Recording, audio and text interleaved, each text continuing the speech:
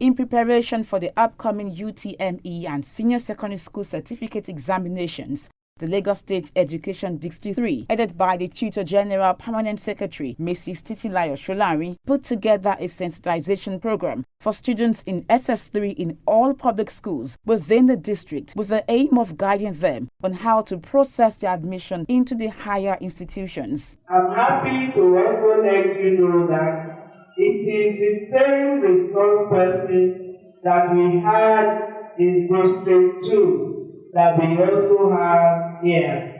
Mrs. Ashiwaju, she is the admission officer, University of Lagos, Akwa.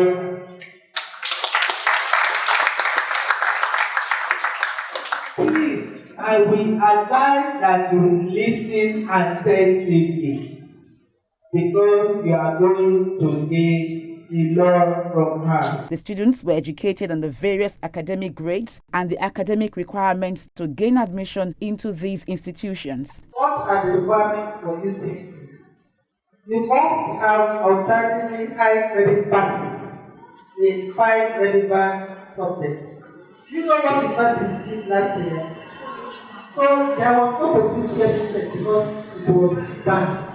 But we had position test whereby we reduced your A1, B2, B3 to 50%.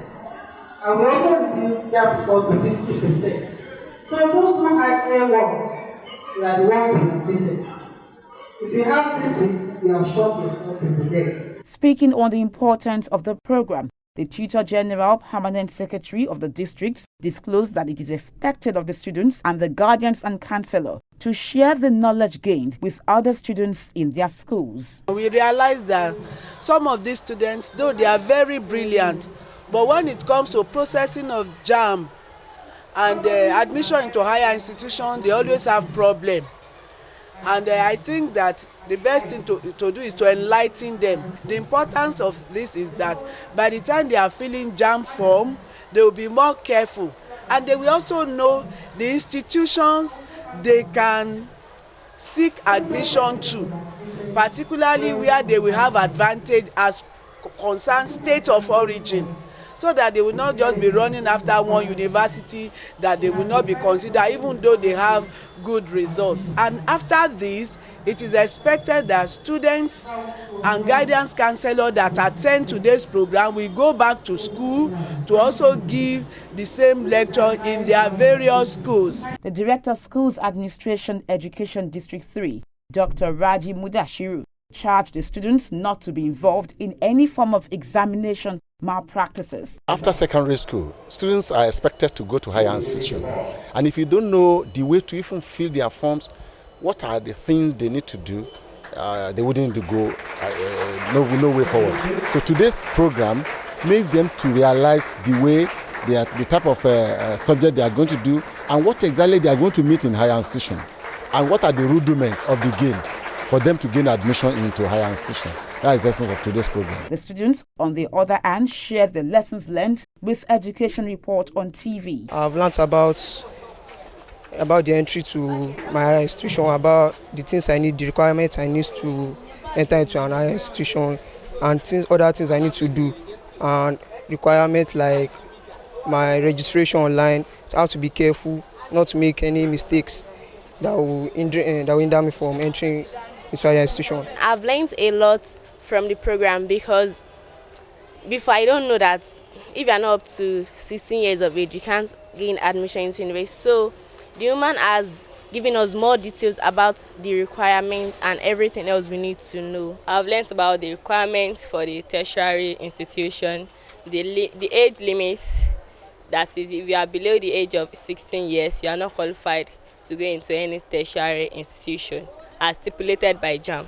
Then also I've learned about the grades you should have before you can be admitted into any university of your choice, which are A, B, and C is not allowed.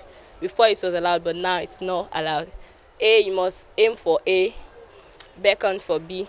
Be careful with the C because they are no more useful. Then D, denounce and desist from D. E are evils, so run away from them. and other grades are futile, so you should run away from them. My advice to them is that they should stop engaging in examination malpractice, because if they are caught, it's going to be a great punishment for them.